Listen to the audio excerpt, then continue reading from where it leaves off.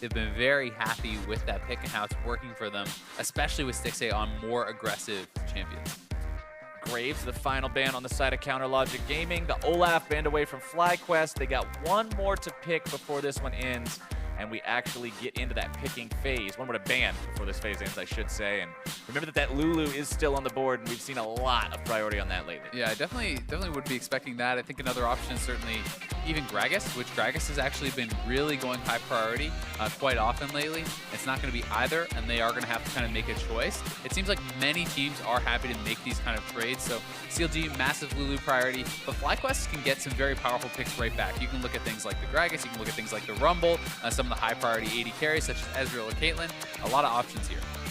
Looks like Caitlyn is going to be one of those options, as well as the Rumble locked in on the side of FlyQuest. And even though we talked about FlyQuest being on a downward trend recently, Azael, Balls' Rumble looked like it was in a pretty okay spot. Yeah, it's definitely really good. I mean, he's been known for his Rumble for so many years. This was a pick he came into the league on and was dominant on for pretty much the get-go. So it's really not a big shocker there. And I think the fact that they banned Camille away makes this pick all that much more safe.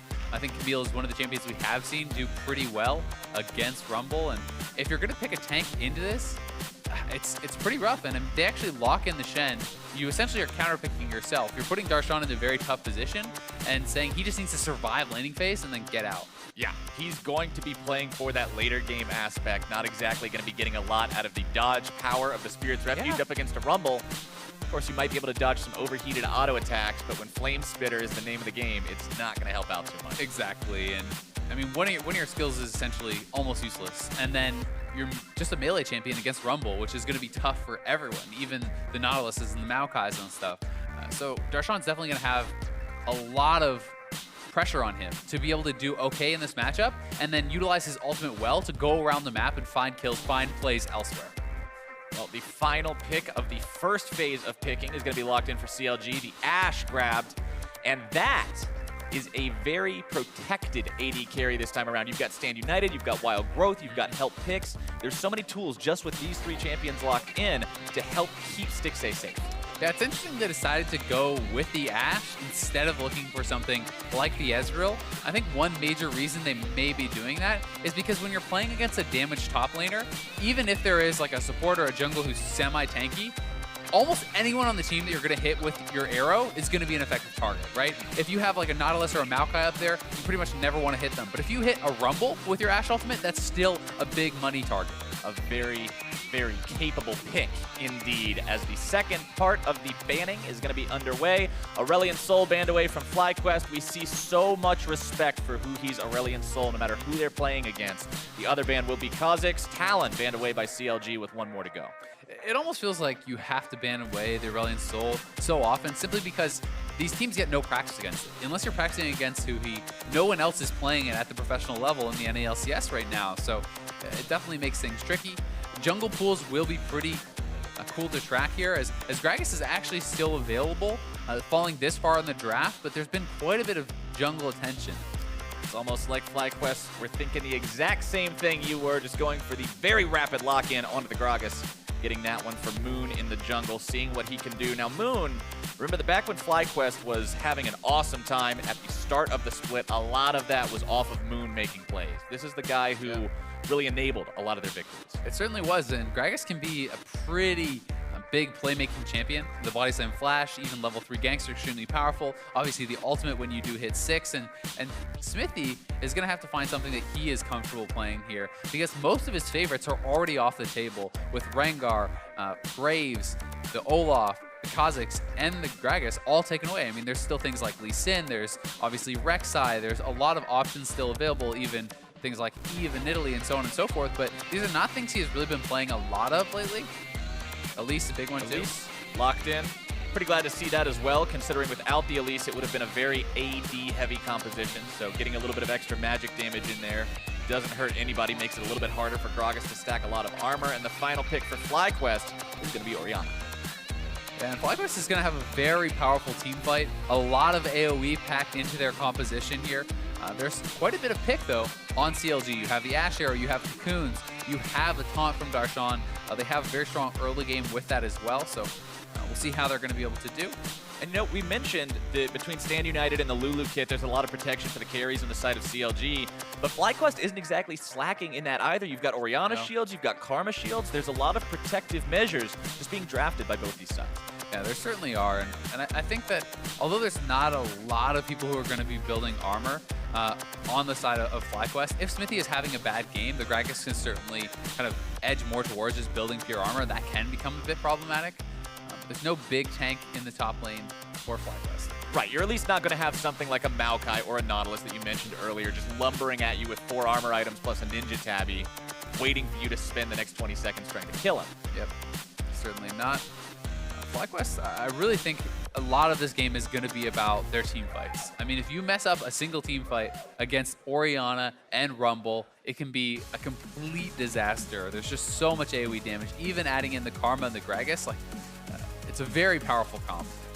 You can't afford to let any of these games slip anymore, any of these series slip anymore. This is the last match that's going to be played by these two teams here for week number 8. Only 2 is going to remain for each of them, and those are going to be played next week. And although we mentioned CLG is in 4th and FlyQuest is in 6th, the difference between those positions, one game. 8 and 7 compared to 7 and 8. That's all that separates these two. That's how close these final couple of weeks of play are going to be in Spring Split 2017.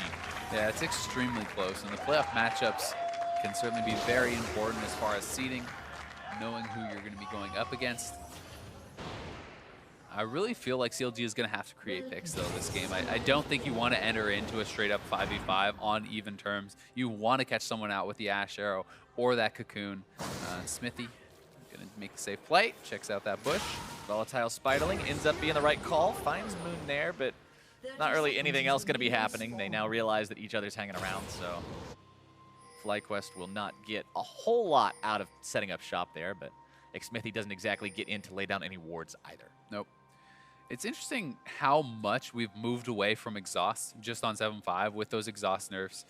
Almost always you saw supports taking it in the past, and now it's so much weaker, especially in the 2v2, because the attack speed portion of the exhaust was what was mostly so powerful in those AD carry matchups, messing up people's auto attacks and things like that. So now the fact that that's out of there, these 2v2 matchups can be a lot more explosive with both teams having Ignite. Plus, let's not forget the offensive capabilities of Exhaust, reducing the armor and magic resistance of the opponent, with that now no longer being a factor. Oh, kills the ward, bust a move. I like it. Bust a move, gets shot anyway, doesn't even care about it. It's worth it to make sure you get inside their heads like that. He's gonna try to steal. Oh, he got one. Does get one. That's going to stop the level 2. Yeah, that is. I mean, he's going to get level 2 off the camp, but he doesn't get level 2 off the little raptors, which is what you love to do, because then you get your second skill point. That helps you to take down the big raptor much more easily, and that really does speed up that jungle progression. So Moon not going to get much of an advantage at all from this raptor start. So nice play there from Huhi. Lemonnation getting aggressive onto Aphromoo down here. Going to be taking some shots in return. Altec and Lemon shoving this one up for now. 2 very long-range AD carries down here. The Caitlyn, of course, known as the long-range champion, but Ashe, not exactly a slouch in that respect either, so both of these sides going to have some real potential. Who will win? Looks like 73% of y'all think that CLG is going to be walking away with this one. The fans are out in force today. Oh, nope, 71. All right, FlyQuest jumps back a little bit. The CLG have to be careful. This is a really tough lane for them, and Aphro is poked very low. Remember, Ignite on the side of FlyQuest, so Aphro needs to start chugging those potions and get his health back up, because if you get hit by another spell or two, the Ignite goes down, you can die. And we've talked about how many times they have been dying in these 2v2s lately. You can't afford to continuously be giving up those kills. Yeah, and when we talked about why they died, silly mistakes. Yep. Overestimations. And it's very often fights that they're actually opting into. It's fights that they are choosing, and it's, you know, a little bit of overconfidence, a little bit of mechanical misplays. But still, it's not something that you have come to expect from this bot lane. That said, I still think they're performing excellently well in the rest of the game. Xmithie does get spotted on that ward, but they're very far up. We'll see if they can escape. Can they actually get anything out of this? Should be able to at least beautiful flash into the Cocoon. Altec going to be forced to flash away as well. Repel lands. The damage is down. And first blood goes the way of the CLG jungler. Xmithie, what a play from him. Flashing point blank, nailing the Cocoon. No time really for Altec to be able to react. That was so beautifully done. He is spotted on the entry ward, but then this play from Xmithie. Altec is not expecting to come out because there's a minion in between, but there it is. The flash into the Cocoon, nails it, and even getting those summoners out. No chance for Altec to escape. Great stuff from Xmithie. Absolutely well executed. He spends his own flash, but he blows so many summoner spells on his opponents. He gets that kill for himself, and now he'll be that much more effective. Looking to set things up early with this Elise. He certainly will be, but one thing we have to keep in mind is both flashes were blown of the CLG bot lane too. They went aggressive, so although that play works out for them, it's not actually a kill that went onto either Stixxay or Aphromoo. So this is a jungle advantage that CLG has gleaned, and Moon could make a trip down there now that Stixxay and Aphro both don't have that summon. Have to see if either one of these junglers wants to place some priority on those spent summoner spell opportunities. Could work out, just kind of depends on who's going to be warding, who's going to be pushing, where everything stands. Darshan and balls. Darshan getting himself in there for that cannon minion, and that's kind of the problem we were talking about with Spirit's Refuge, not blocking a whole lot against the Rumble, so going to pay for it with the health. But that said, I mean, Darshan's doing a great job, honestly. He's staying dead even. He has the triple rejuve bead start. If he can farm this lane out, he's happy. You know, that his goal is complete. He does not need to dominate this, or Balls kind of needs to be pushing this in, creating pressure for his team, because this is supposed to be somewhere where they have a bit of an advantage in giving Moon more free access to look for things like dives and invades when you have that pushed in. Yep, and let's not forget, one level away now is Darshan from having that stand united, from having that extra red light on any plays that Moon might be looking to make in other lanes. The Shen, we've seen it in previous matches, not just between these teams, but all over. It's so good at just discouraging people from making plays. It certainly is, because if you don't show the respect to it, ganks can be turned around so easily. So despite the fact that CLG's bot lane has no flashes, when Shen hits 6, you have an extra member that can always enter in. So you need to either A, be sure you can kill the person through that Shen ultimate very quickly, or B, have so many members there that it does not matter if Shen comes in. Sometimes those numbers advantages can be awfully tricky to get going. Have everybody in the right place at the right time. Be on top of your rotation game to make it so you're not losing too much in return. Speaking of rotations, High and Moon moving into the enemy jungle as Lemonnation, again, just trying to press himself forward here in the bottom lane. The Blast Cone's going to be taking High and Moon over the wall. TP coming in. This is the numbers advantage. Azael, the two-man shockwave. The burst going to be coming through. The equalizer lands, and it's 2 for free. FlyQuest. Yeah, and Darshan, I think, makes the right call there. It doesn't even blow the stand united, because if you use the ultimate, FlyQuest can actually deliberately allow you to come in, don't finish off the kill, then pick up another free kill. Because 5 men were in the bot lane, they get first turret off this, and they're looking to force Dragon. They've got all the bodies nearby they need. CLG still with 2 bodies just now respawning in their own base, so not in a kind of position to stop anything too soon. Now looking to collapse onto Huhi. Lemonnation popping the flash, trying to get himself in range, gets the tether, forces the flash back out of Huhi, who's now on the run, should be able to get himself away to safety here. The inner flame over the wall won't do much. And here's the setup on the play again, so go back to live. Actually, Lemon maybe getting caught out. Lemon getting himself in a little bit of a precarious spot. Aphromoo grabbing the kill with the Glitter Lance. Now High going to be eating some damage on the back end of this one. The Shock Blast comes out, but with no acceleration gate, it's not going to pose a serious threat. Not at all. Still a well-done play there from FlyQuest, especially being able to convert that into the 2 turrets. They brought so many members that it doesn't matter that Shen came in. 5 men to the bot lane, and that is option number 2. That's how you do it. Sometimes you got to go with that option, and they made it happen fantastically. Now sitting with an 800 gold advantage for themselves, thanks to grabbing the turret First Blood. And you mentioned them heading towards the Drake earlier. They didn't end up taking it, but remember, once that turret First Blood goes down, that's when you actually see teams start to focus more on the Drakes, more on those other opportunities, without that massive gold being there, just waiting for the take. Yeah, but look at this. Xmithie lying in wait, trying to zone them off some of this farm, but I think it was just a case where they thought they could get the kill on Huhi quickly, then go back to get the Drake. But because they committed so much time chasing him down, they're not able to actually go back and get that Dragon. Either way, I'm certain that some team will be looking forward eventually, and especially I think if you can pick up the Ocean Dragons in the early stages of the game, it's super valuable. That's when they're the most valuable, because they give you the ability to regenerate while you're still in laning phase, at least. Lemon, ooh. And Lemon just has no flash. He used it to chase. Huhi sticks around, and Lemon just kind of gets caught with a lazy recall there. It's just a dangerous spot. There's not really a big reason to not walk a couple steps behind the turret, and you'll be safe making that recall. Xmithie hanging around bottom lane yet again, using the sweeper to get rid of any potential vision down here. Moon trying to pass this blue buff off to his mid laner, who he wants to come around and try to steal it, but he can't quite get there in time. Instead, just walks back to mid lane to make sure he maintains priority there. And he didn't have the push there, so he's not going to zone high off any CS or anything like that, so no major loss. But it's always worth the attempt to make little moves like that, because even if it's a low percentage play to steal away that blue buff, if you're able to accomplish it, it's pretty big. And he's not really losing anything besides maybe 1 or 2 minions. Opportunity cost pretty good. Altec very slightly behind in farm compared to his counterpart, but honestly, across the board right now, Azael, everybody's in a pretty similar spot. And I'd actually say that even though the farm is a little bit in CLG's favor, Altec actually had the better buy because he got to go back and pick up a BF sword. So Stixxay has not been able to convert any sort of advantage from that farm. Of course, the biggest thing is also that Altec has the gold from the turret First Blood. He also has the gold from having a kill. Yep. So a little bit more money in his pockets. Especially because they gave him all the solo gold, right? Right. And that is really a big deal. The fact that they are putting all this gold onto Altec, he's going to be the guy who a lot of the onus is on in team fights. If you draft these protect the AD carry type comps, you really want to get your Caitlyn very strong, get him through his power trough so that the Orianna and the Karma have someone powerful to protect.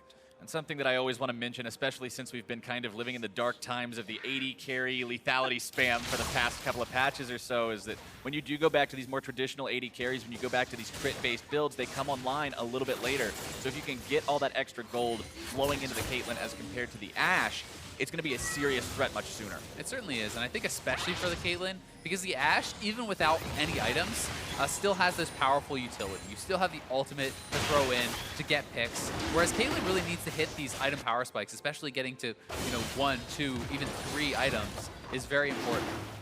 Well, you saw Balls go bot side, fire the equalizer at the minion wave to protect the tier 1 turret, but in doing so, that's letting CLG know that they don't have that tool available for a fight. That's telling Xmithie it's okay to go ahead and get that Ocean Drake for himself and his team, while FlyQuest tries to push down the tier 1 top. Yeah, this is actually a totally fine trade. I think most teams would like that trade of gold. As FlyQuest, they're trying to prioritize the gold over the objective, over that dragon for now. But as they do trade back here, they'll need to kind of get more on top side. And CLG needs to move members up so they don't just lose a tier 2 as well. And they're very slow to actually get someone up here and help out Darshan. Yeah, it took a long time for Aphromoo and Stixxay to take down that tier 1. Trading a 1 for a 1 is fine, but a tier 2 for just one of those nice body slam.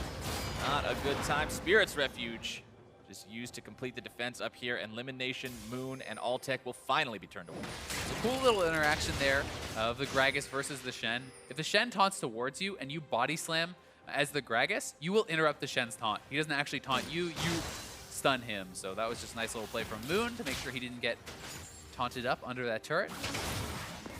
Ooh, accelerated shock blast. Not quite going to find the mark on that one. FlyQuest still with a slight gold advantage for themselves. Spirit's Visage, completed there onto that Shen. So going to be very tanky against the Rumble, the Gragas, the Orianna. Lots of AP damage, honestly, on the side of FlyQuest. And when you have a triple AP topside, the Shen can itemize so heavily towards that.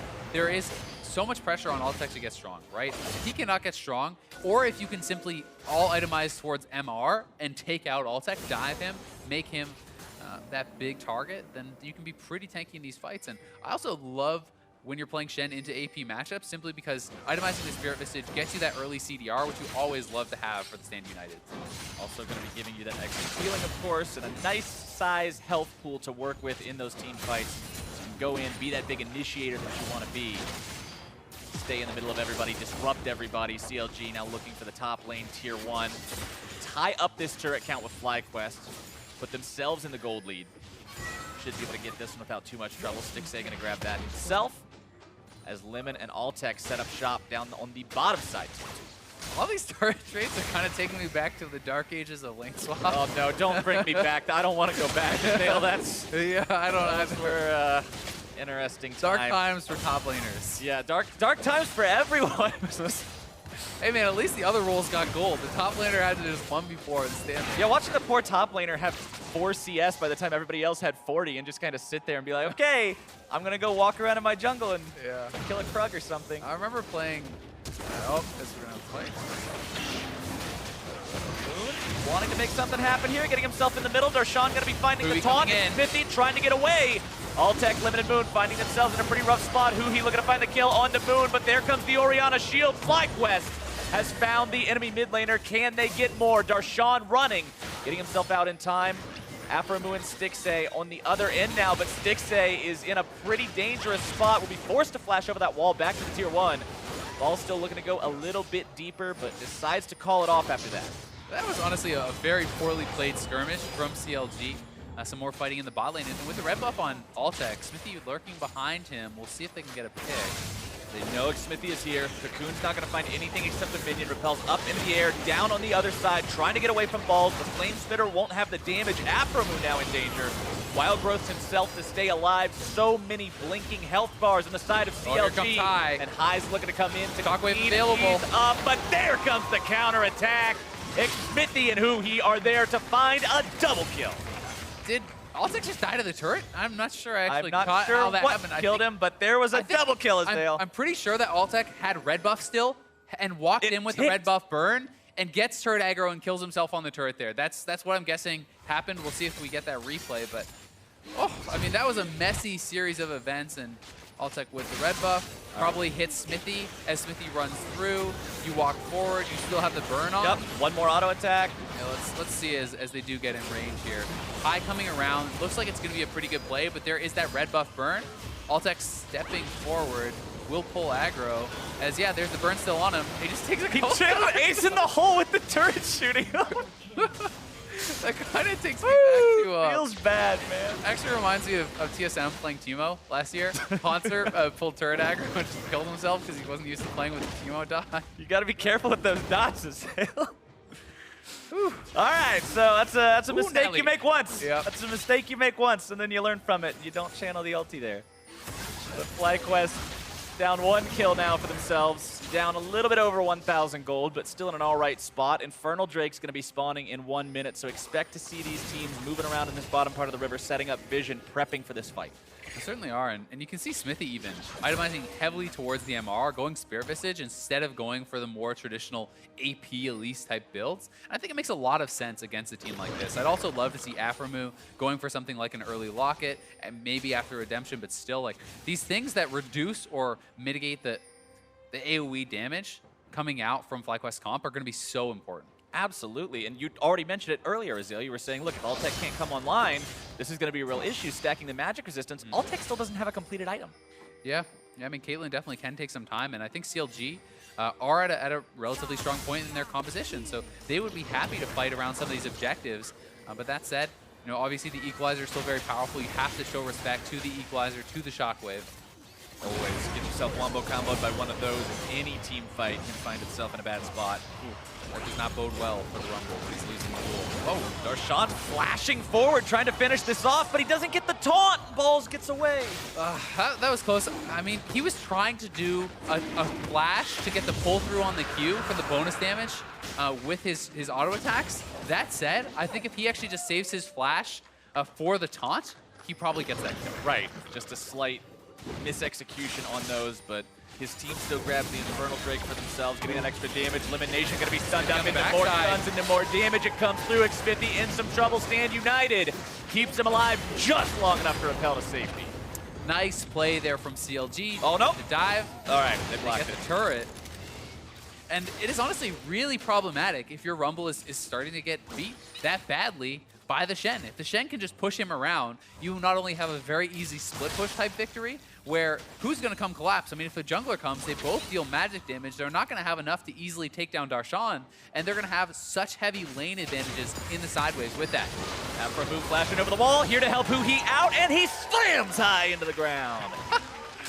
Batter up, Huhi takes him out. Nicely played there. The Shockwave was available from High, so that was pretty ballsy play, and they go in with the Whimsy first to deny that Shockwave coming out. Nicely done.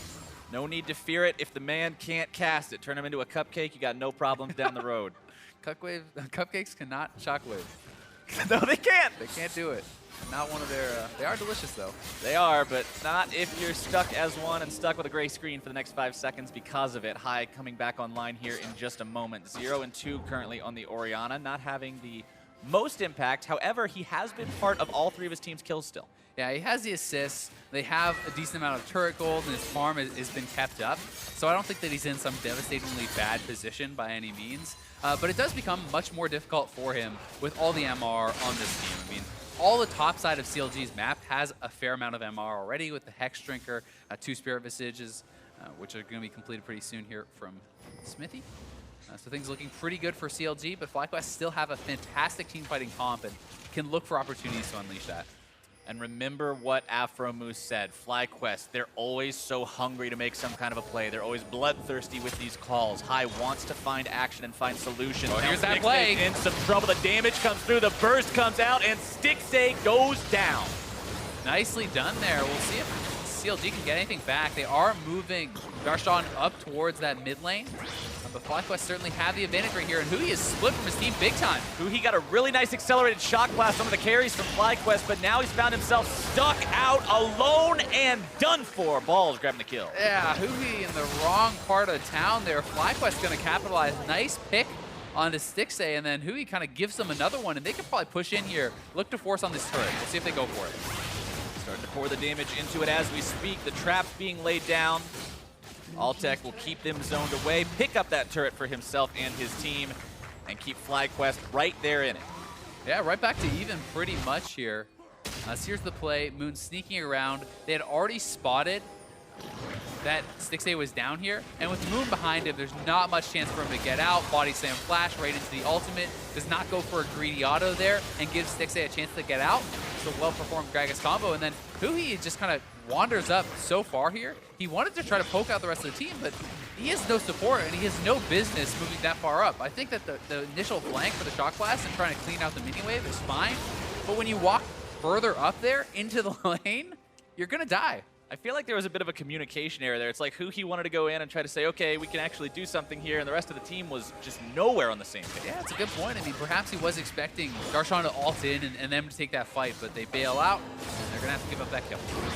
Balls and Darshan again doing the eternal top lane tango, this time in the bottom lane.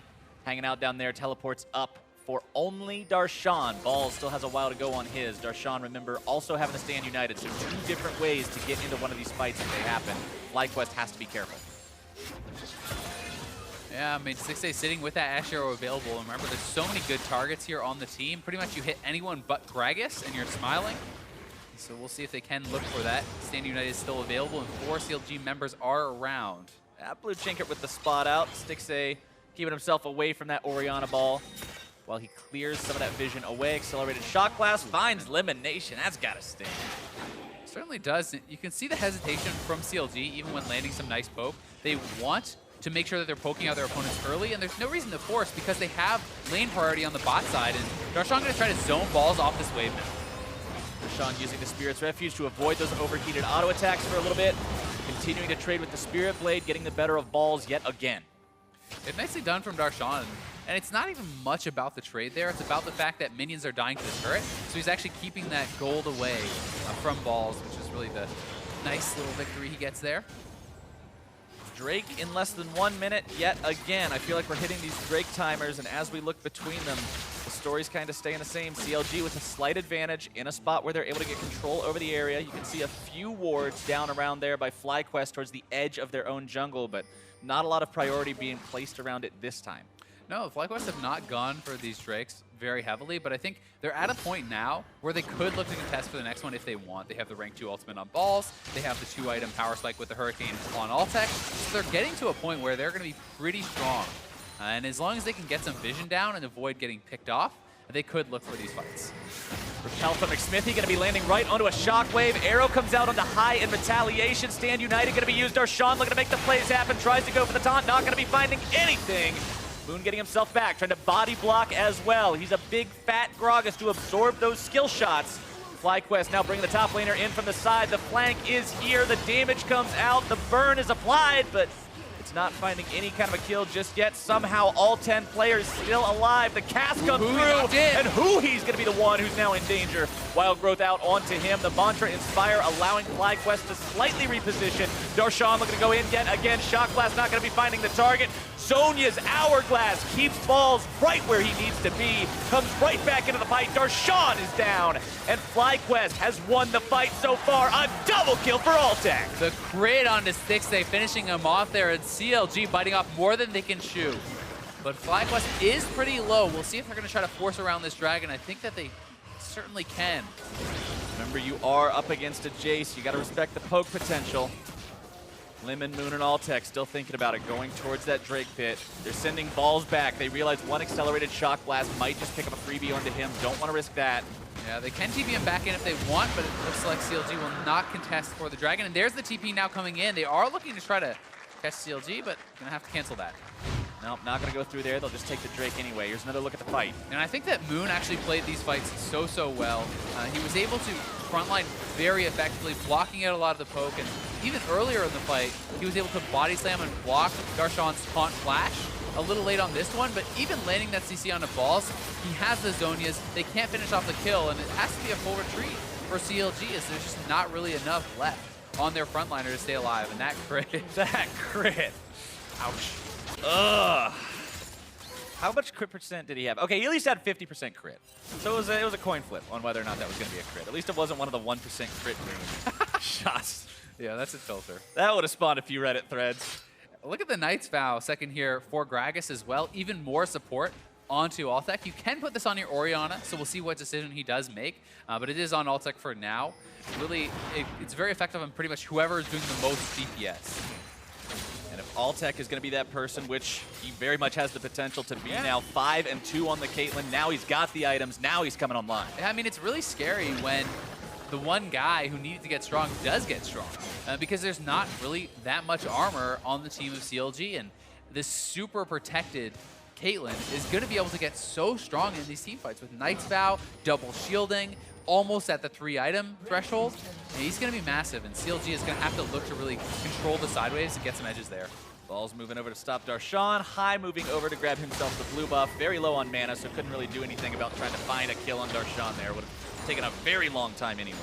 I do like this choice going to the 1-3-1 here for CLG. I think that they have a pretty solid 1-3-1 squad. If you can really try to pressure the sides, you can split FlyQuest apart and look for picks with the cocoons, with the arrows. Xmithie in the enemy jungle looking around, sitting down some wards. Both junglers with Tracker's Knife this game, so they're both trying to play that information game as opposed to the more combat-centric smites. Stixxay and Aphromoo hanging around mid lane as well. Remember, we're 26 minutes into the game now, so if we can get one of these big fights around this upper jungle, Baron could be the prize. And it's even more important to draw balls down to the bot lane because he wasted his TP. With that started TP that he had to cancel after their teamfight victory. So CLG is certainly trying to get FlyQuest into a fight before that TP comes back up, but they only have, 10, 20 seconds remaining, so I'm not sure they'll be able to do it. That's one of the problems of playing against Shen, right? You can feel like you're in such a stranglehold trying to maintain equal map pressure to what he can do because of Stand United, because of the fact that he's allowed to have 2 different global travel times. And that's why I'm always a really big supporter of pushing the pace as the Shen team, because if you just sit back and you always allow them to have their TP up, your advantage is so much smaller. If you can force a play, they TP to match, then you immediately force a play again, they cannot match that second one. So it's really the second play that is often the most advantageous for the Shen team. First one's just the primer. FlyQuest now with that teleport back available on balls. Going to close the window on that opportunity for CLG, who seem to be content just playing back a little bit, farming things up for now. We talked about how Altec's Caitlyn was getting scary. Well, Stixxay's Ashe, very similar itemization. A little bit more focus on a second damage item, going for the Infinity Edge plus the Essence Reaver combo, as opposed to the 2 skill evolutions that you're going to be seeing on Altec once he completes that rapid fire cannon. But both are still putting a lot of auto attack damage into these team fights. Yeah, they certainly are going to be very strong. But I think that it's a lot easier for the Caitlyn to actually have a successful team fight because you're longer range, you have the move block to be able to escape. It's kind of just a safer champion, whereas Ashe can very easily be caught out by a body slam flash by these sorts of plays. I think there's more protection for Altec right now. FlyQuest seems to be feeling pretty comfortable after the recent results of the fights. They're forward past the middle line. Yes, they're dealing with the split pushes in the side lane, but Balls is far enough away from a turret that he doesn't seem to be too frightened of what Darshan can do. I think they're going to force here onto the CLG bot lane. They're looking for it. They've got the cask. It finds Stixxay. Doesn't knock him back, though. And the speed up from Lulu is going to be able to get him out of that danger. But now FlyQuest has 4 men on the mid lane tier 2. CLG going to be rotating 2 up towards the top lane tier 2. We might have an old base race on our hands, Azael. There's actually a ton of minions alive here on the top side, so FlyQuest needs to get back to the base, and now it's CLG's job to delay them. If they can stop these bases, they're pressuring 2 inhibitors right now. Good equalizer, but Balls has to get to the other side now. Equalizer going to be removing almost all of those minions, but not quite there. Huhi's sticking around, trying to find the damage onto Balls. One more auto attack to get the turret. He knows he's going to be dead to rights, but Darshan and Xmithie are going to make it a 2-inhib turret kind of game. Huhi not going to be keeping alive too much longer. Accelerated Shock Blast finds the mark, but there's just too much armor on the Rumble for it to work. Darshan now trying to find his own escape. Good cocoon. The cocoon stops the pursuit from the Karma. CLG get themselves out. They lost their mid laner, but they broke 2 different inhibitor turrets. Yeah, and that is so worth it for CLG. It's critical that their members did not go down afterwards. Only losing 1 is okay, but if you lose multiple members, it would be a free Baron for FlyQuest. They may still look to force around it, but that's risky because Darshan's going to be right back to the split push, threatening those inhibitors now. And when you think about sieging the inhibitor turret, it's a very difficult situation in any game, but with a Caitlyn, it's so close to impossible sometimes. But now you can't fall back on that in 2 of your lanes if you're FlyQuest, because those inhibitor turrets were just taken for free. And Balls doesn't have Equalizer, so even in the 1v1, it's going to be pretty tough for him, but they're looking to force around the Baron. CLG looks like they're aware. They have seen them on this. We'll see if FlyQuest commits to the play. FlyQuest working this Baron down below half now, demanding an answer from Xmithie and the rest of CLG. Xmithie scared away. Moon still holding aggro onto the Baron. Darshan in the enemy base. There it is. Not going to be taken low. Here comes your redemption. The fight's going to be breaking out in full force. Oh, Darshan coming away. A massive taunt! You gotta be kidding me! CLG with the Baron steal! Darshan coming up huge for the team. Creates pressure in the bot side. Lands the full team taunt. And Huhi comes in, cleans him up. That is how you carry from the top lane. You lock down the whole enemy team, set your team up to take away the buff they came for, and you're right back into their base. Line them up and knock them down, and CLG could very easily take 3 inhibitors with this Baron. They're looking for the last inhibitor turret, and all the other ones are already open here. Final inhibitor turret falls. Now the inhibitors themselves, the targets, and Stixxay will be making very short work of the first one there in mid lane. Altec and Balls eating some damage from the volatile Spiderlings. Top lane inhibitor falls now as well. Darshan backing himself away. And man, is CLG feeling good with the results of these past couple minutes. Yeah, that is so massive. And FlyQuest, they make the call. They force CLG to do a reaction here, and CLG is able to pull it off. And this is really a nicely timed repel right in with that Stand United, delivering Darshan into the middle of the team. Nails 4 men with that taunt, and Huhi arriving just in time to crush that team fight. And the health Baron Nashor was at too. It was just slightly above smiteable range. Just walked. Thank you very much for this gift, FlyQuest. We'll appreciate it, says CLG. FlyQuest grabbing themselves their 2nd elemental Drake this game. That's 2 clouds. I don't think it's going to be doing a lot for the situation they're in, though. No, and I actually think that this is pretty smart from CLG to not contest there, because despite everything still moving CLG's way, FlyQuest still has the super powerful AoE teamfight composition, right? If you funnel in for an unimportant objective like that, you could lose a fight. And United onto Huhi, trying to keep him alive. Equalizer not going to be finding much. High's already been killed. The Proto Bell damage. Balls forced to Zhonya's a double kill for Xmithie. Now Balls trying to escape. Moon will not be doing anything of that nature. Altec getting himself away from the taunt from Darshan, but it's not going to be doing a whole lot of anything. Blink, blink, blink, doesn't even matter. The damage is not there. QS has to keep Altec away. The Guardian Angel's going to be popped. Balls is going to be popped. Darshan's right back alive. The traps aren't going to be doing anything. The ace for CLG, and that is game number 1.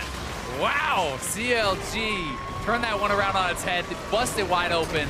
They're going to close this one out pretty quickly for a very impressive Game 1 victory. We knew this was going to be a fun series coming into it, Azael, and game number 1 was not a disappointment. Yeah, the teams delivered, and I think that both teams played pretty well here. FlyQuest, they drafted such a powerful teamfight composition, but CLG played around their strengths. They went to the 1-3-1, and they were never really giving FlyQuest a chance to have that teamfight. Absolutely not. And then when the team fight does break out, Darshan just goes full clutch mode, finds that taunt. Yeah, and I mean, even the one of the Baron is, Balls is not even there. It's not established battle lines. It's not the kind of fight that FlyQuest would have wanted. And Aphromoo, we're going back again to what he was talking about. It's hard to do the shot calling. It's hard to go into that mental battle with High, but round number 1 in that battle is going the way of Aphromoo. It certainly is. I think that the 1-3-1 was so smart. Darshan deserves so much credit for not only winning an extremely tough matchup that they drafted him into, but for his incredible team fighting. His ultimates were on point. His decision-making around when to come and when to split push, I think, was almost always correct this game. He just looked great to me. And Xmithie, too, stepping up big time on the Elise all the way through. CLG definitely showcasing themselves as a team with playoff aspirations, with playoff hopes coming off of that game. That's the kind of thing you need to see if you want to be a playoff team. That decisiveness, that coordination, that teamwork. It really is. And FlyQuest, they've got to put a stop to these losses. They're right on the precipice of playoffs. They can't afford to drop any more games, so we'll see if they can come back. We're going to go ahead and throw things over to the analysts now to see what they make of that game. Thank you very much, gentlemen. Thank you, of course, for tossing it to us. Let's talk about the fact that CLG got a pretty solid Game 1 win over FlyQuest, honestly. We'll just start by putting up the team comp graphic at the bottom if you guys have any notes to talk about. Otherwise, it's generally a fairly standard comps on both sides. Yeah, I didn't feel like it was anything too surprising. I mean, maybe, the Shen pick's important to how the team comp actually plays, and especially what they managed to do in the game, but not too surprising to see CLG go for it. Yeah, I do like, especially because Aphromoo in his interview before this series versus FlyQuest was talking about the shot calling differences and whenever they go against High, there's a lot of very quick decisions, and Shen allows you to react to decisions or react to situations very quickly with your own decisions and your own choices to be able to, pull off those cross-map plays and get that extra side lane pressure. And speaking of cross-map plays and side lane pressure, in fact, we have kind of a highlight reel of CLG's warding control. They got several objectives kind of in a row off of just great warding. So here's a zoom out with kind of the mini-map shown up here, and it's basically just they've got the vision to kind of guarantee that no one's going to stop this Drake first off. Right, so it starts with this Drake, and then you see that they're going to drop just a ton of vision deep on the side of FlyQuest, as well as start using that vision to make a lot of plays. So they get this nice flank off here where Xmithie's going to be able to dive. Lemonnation, this is what's going to hopefully break open the mid lane for them. And at the same time, you see Huhi pushing in really, really far in the bot lane. This vision also helps make sure that he's free to do that. And then once he starts getting low, High starts pushing out a little bit more. This opens him up for the roam to come in, and they're able to turn a kill onto High once again here. Exactly. It's the way that these wards play off of each other. Because Xmithie, with that early trackers, he was honestly going off and got a lot of kills, but to fund the wards and then goes in, place the deep ones before he goes for these dives, and Aphromoo gets to follow up. It's safer for the support to go ward, and they don't have to have, multiple resources go on every warding trip because they already have vision and they know it's safe. And I think, talking about Xmithie, he has had some of the best early pathing we've seen in the LCS in the kind of second half, where he almost always gets these impressive early one kind of cheesy things, small advantages. Sometimes he's just taking away blue buff. Here, he's able to get that really nice flash cocoon in the bot lane and get first blood going for CLG. Yeah, and even though you did have some comeback kills, there was the big bot lane dive by FlyQuest, turn it back around, got first turret gold. There were some elements there, but CLG overall did play it better. Next clip I want to show is a 3-for-0, the sort of the Baron turn, I believe it was, that CLG got for themselves. This was kind of just the game-winning play at this point. Yeah, I mean, CLG have been pulling FlyQuest all over the map. I think FlyQuest kind of reached a breaking point. They said, let's just force Baron, and they had a nice trap line, but CLG does get through it. And then they're all clumped up on the left side here, which is just going to be disastrous once that Shen ult's going to come in. Gets the 3-man taunt, shock blast into the Jayce combos, basically everyone taking that AoE damage. And after that, it's easy for CLG to pick up that Baron. Yeah, that was definitely a game-crushing play right there, able to blow it wide open. You can see the giant spike on your screen after that as well. As far as FlyQuest side, I do want to briefly talk really quickly about Moon and his Gragas, because I have really liked it, even though they've been losing the last couple of games. I just think that he's been fairly sneaky with the champion and able to use the early pressure, as well as had a couple of good combos. Yeah, I do want to give some sad notes to Balls, though, in this one. In the previous clip we just saw, actually, CLG gets a 3-for-0. When they're all dead, Balls finishes TP. Darshan's in there on a 4-man taunt, and there's still no Rumble in the fight. Like, you're doing Baron, bring the top laner in at some point to do something. Equalizer went uncast during the game-losing team fight. I wrote a sad Those are sad notes. This is the They can't sad see face. it. Ooh, Okay, we're gonna wait till we can zoom in. There You gotta go. flesh it out a little more next time. You have to write So- from Freak here. Yeah, all right, here you go.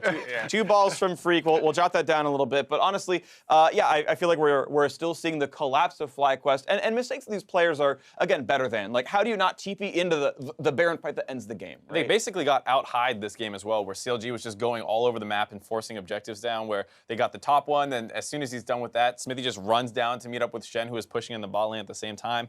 It felt like FlyQuest was just getting pulled all over the map, and it was sad. You got some sad notes for it. Do you have happy notes for anybody, or is it just sad notes? Yeah, happy notes for. I love teams that do pregame plans. Xmithie and CLG. We're turning the front upside down. This is God. the smiley face. I think we're done with that. Let's. But honestly, like you mentioned it before, right? All the clever things. CLG to me have always been a team that has done really good individual prep for a match and be like, hey, Xmithie, yo, I got this dank, path for you, whether it's Ziggs handing it down or the analyst or Xmithie doing it himself. It's always been a strength of CLG, and I love seeing things like that. That's always been something that I respect a lot as a commentator and as a former player. That kind of pregame prep is super awesome. Yeah, definitely always fun to theory craft, and I think that's one of the strengths of the team. And going back for a while, too, they've always had great level ones. When there was a little bit more freedom in level ones with what you could do with some of the wards and stuff like that, they were always really aggressive about trying to find where they can get any kind of small advantage, whether it's vision, early kills, forcing summoners, just anything that they can do. Sure, absolutely. So player of the game honor is going to go to Darshan here for this one. The Shen, he played pretty well in overall. And, it is often hard to play Shen at a Rumble. Rumble is kind of known as one of the counter picks. It's all spell-based. The taunt, the taunt kind of does nothing, and the dodge zone certainly does nothing against him either way. But, yeah, split push pressure, the 4-man taunt to win the game. I mean, all that stuff, just really kudos to Darshan. Yeah, I think without the Shen pick, they're not able to kind of force that kind of mid-game action where FlyQuest felt like they had to do something mid lane. They struggled to do so. The Shen was split pushing all the time, basically putting a ticker on what FlyQuest was trying to do. Yep, so beautiful stuff. And, of course, a well-deserved win. We'll see if they can close it out or if FlyQuest turns it around. We'll be back with Game 2 very shortly.